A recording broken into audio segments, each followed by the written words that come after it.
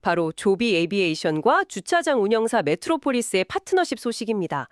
이건 미래 도심 항공 모빌리티, 즉 UAM 시장의 게임 규칙을 아예 근본적으로 바꾸려는 조비의 전략적 선전포고에 가깝습니다. 선전포고라? 네, 시장의 단기적인 시선이 놓치고 있는 아주 거대한 그림이 그 뒤에 숨어 있죠. 좋습니다.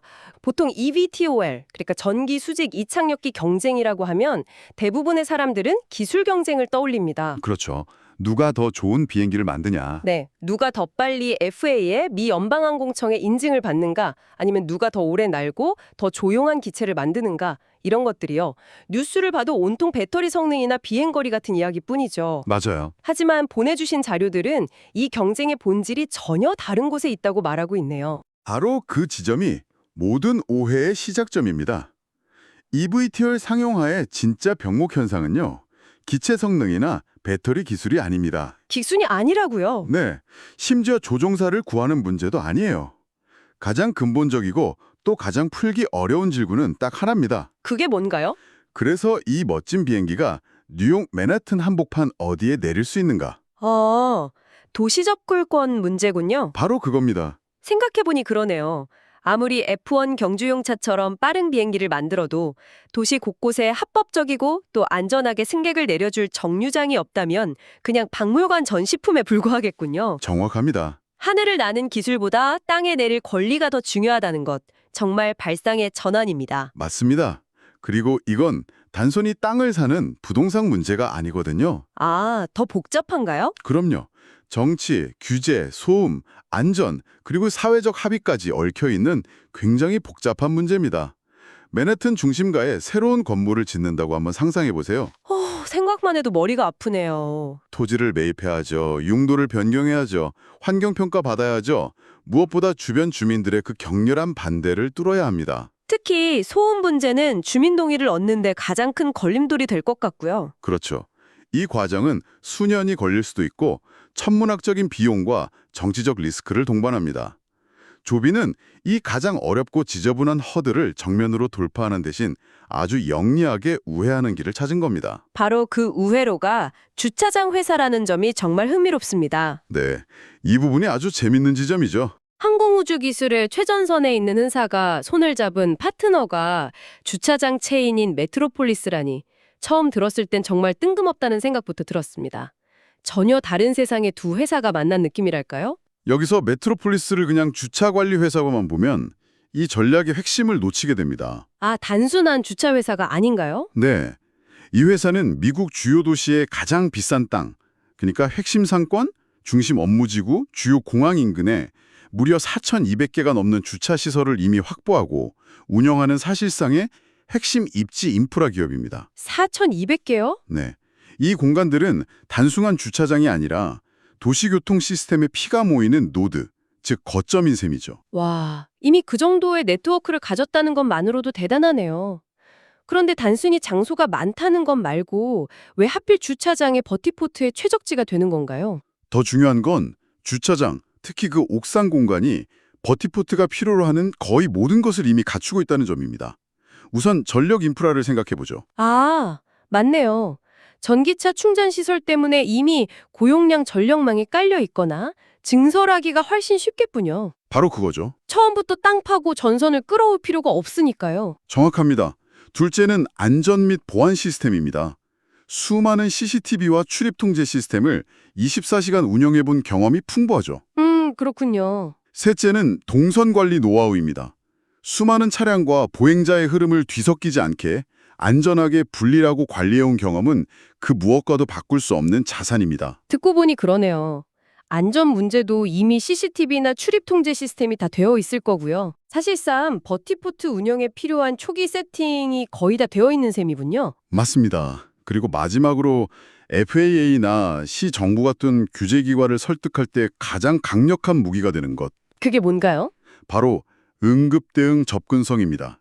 주차장은 이미 소방차나 구급차가 쉽게 접근할 수 있도록 설계된 공간이거든요. 완전히 새로운 부지에 버티포트를 짓겠다고 하면 안전 시뮬레이션부터 다시 해야 하지만 기존 주차장을 활용하면 이 모든 과정을 단축시킬 수 있습니다. 와, 이건 정말 치트키네요. 그렇죠. 일종의 치트키죠. 새로 땅을 사고 주민들을 설득하고 복잡한 인허가 절차를 처음부터 밟는 가장 시간과 비용이 많이 드는 과정을 통째로 건너뛰는 전략입니다. 네, 무엇보다 도시가 이미 허용한 공간을 활용한다는 발상이 대단합니다. 소음이나 안전 문제로 주민 반발이 가장 큰 장애물인데 이미 자동차들이 쉴 새 없이 드나들고 소음을 내는 주차장 옥상이라면 상대적으로 반발이 훨씬 덜할 수밖에 없겠어요. 맞습니다. 버티포트 구축의 최대 난관인 입지, 허가, 주민 반발을 한 번에 우회하는 전략인 셈입니다.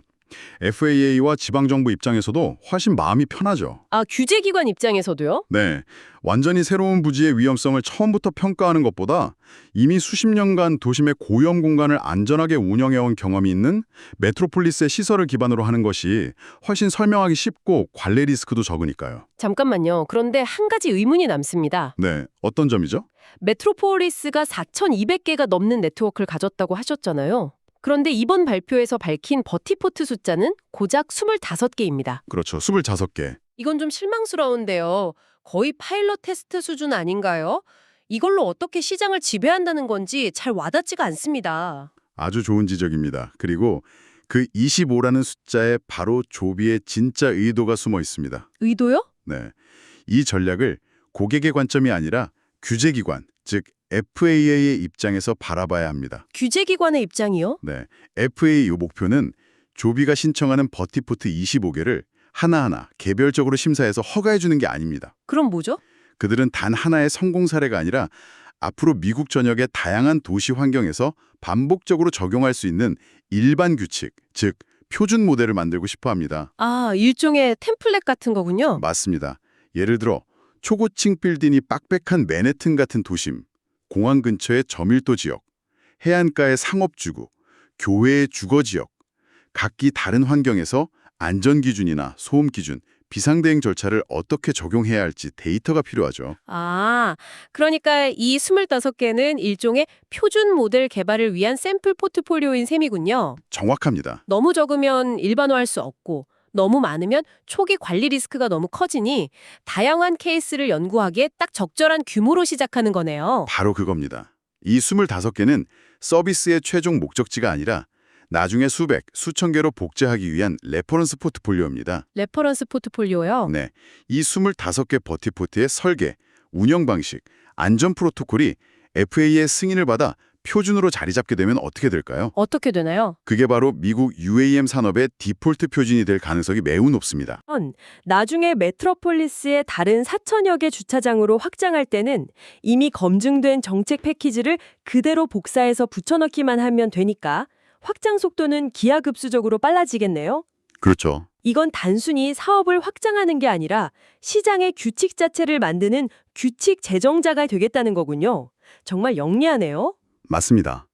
경쟁사들이 이제 막 땅을 보러 다니고 주민 설명회를 열고 있을 때 조비는 이미 FAA와 함께 만든 표준을 들고 미국 전역의 주차장 옥상을 선점해 나갈 수 있는 거죠. 이번 파트너십을 들여다보니 조비가 어떤 회사를 꾸미는지 그 정체성이 훨씬 명확해지는 것 같습니다. 네, 그렇죠. 단순히 비행기를 만들어서 항공사나 개인에게 파는 제조업체가 되려는 게 아닌 것 같아요. 맞습니다. 이 모든 조각을 큰 그림에서 연결해보면 명확해집니다. 조비는 항공기 설계와 제작, FAA 인증, 조종사 훈련 및 운영, 기체 정비, 거의 모든 걸 다 하네요. 그리고 이번에 발표한 버티포트 인프라, 마지막으로 승객 예약과 결제를 위한 소프트웨어까지. UAM 서비스에 필요한 모든 가치 사슬을 수직적으로 통합하고 직접 통제하려 합니다. 자료에 나온 비유가 정말 인상적이었습니다.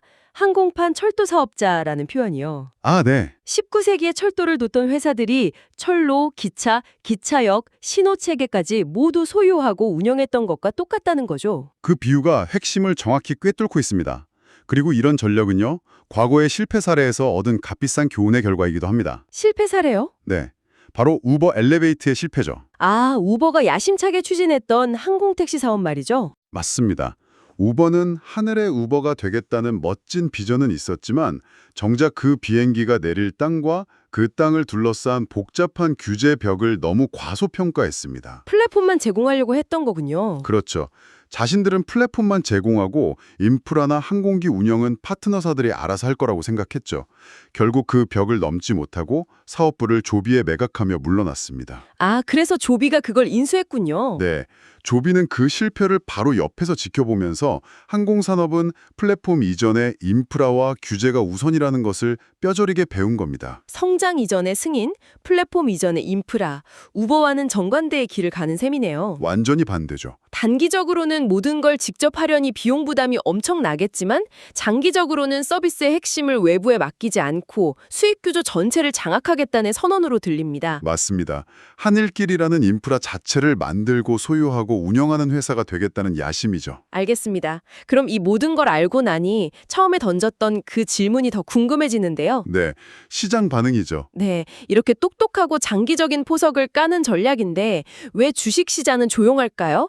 이 좋은 소식에 왜 즉각적으로 반응하지 않는 걸까요? 그 이유는 월스트리트의 시간과 실리콘밸리의 시간이 다르게 흐르기 때문입니다. 시간이 다르게 흐른다. 네, 시장은 지금 조비의 5년, 10년 뒤 옵션 가치보다 당장의 생존 지표에 훨씬 더 집중하고 있습니다. 생존 지표라면 지금 당장 회사가 망하지 않을지를 보여주는 지표들을 말씀하시는 거군요. 네, 지금 EVTOL 섹터에 투자한 대부분의 투자자들은 딱 두 가지만 봅니다. 두 가지요. 첫째, 가장 중요한 FA 인증 절차를 차질 없이 통과하고 있는가.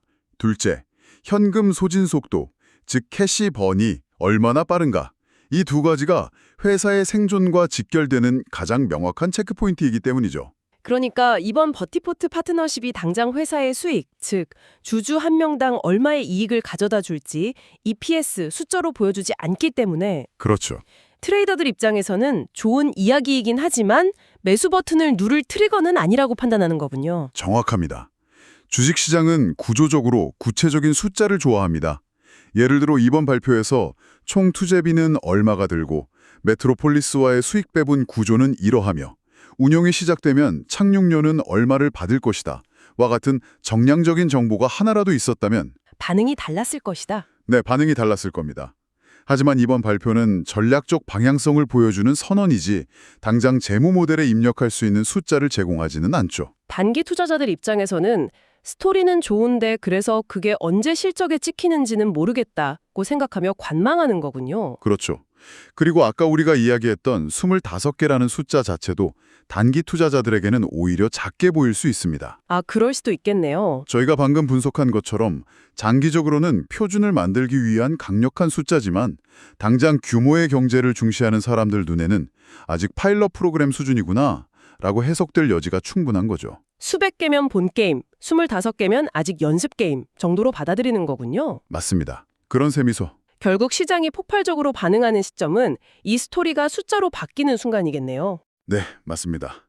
아마도 이 25개 버티포트에서 실제 상업 운항이 시작된다는 뉴스가 나오거나 혹은 이 모델의 성공을 바탕으로 조비 네트워크 내 100개 추가 확장 같은 다음 단계 계획이 발표될 때일 가능성이 높습니다. 좋은 스토리가 재무제표 위 숫자로 바뀔 것이라는 구체적인 증거가 나타나는 순간이군요. 네, 바로 그 순간을 기다리는 것이죠.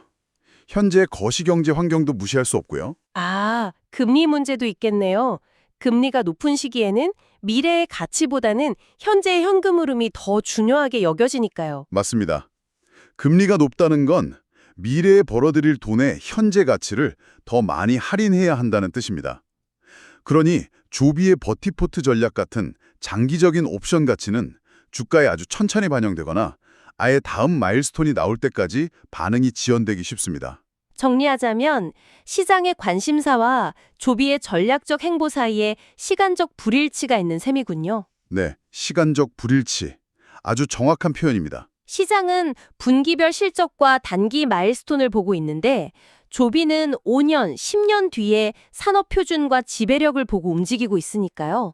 이 격차가 바로 시장의 미지근한 반응으로 나타나는 것이고요. 그렇습니다. 그리고 이런 구조적 우위, 즉 해자, 모트는 한번 만들어지면 경쟁사들이 따라잡기가 극도로 어렵습니다. 경쟁사들은 지금 뭘 하고 있나요? 경쟁사인 아처는 특정 공항 중심으로 움직이고 있고 릴리움은 아직 인프라 전략이 불분명한 측면이 있죠.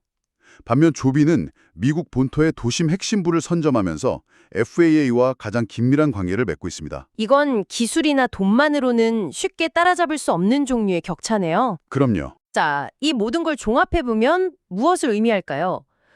미래 도심 항공 경쟁의 승자는 가장 화려하고 빠른 비행기를 만든 회사가 아니라 가장 좋은 주차장들을 가장 먼저 그리고 가장 조용히 선점한 회사가 될 수도 있다는 뜻이겠네요. 그렇습니다.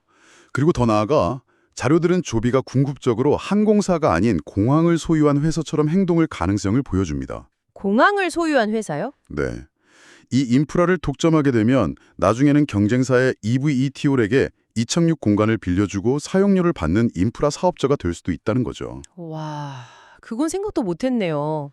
항공산업의 역사를 돌이켜보면 항상 항공기 자체보다 공항의 게이트와 슬롯, 즉 이착륙 허용 시간을 가진 쪽이 더 강력한 힘을 가졌습니다.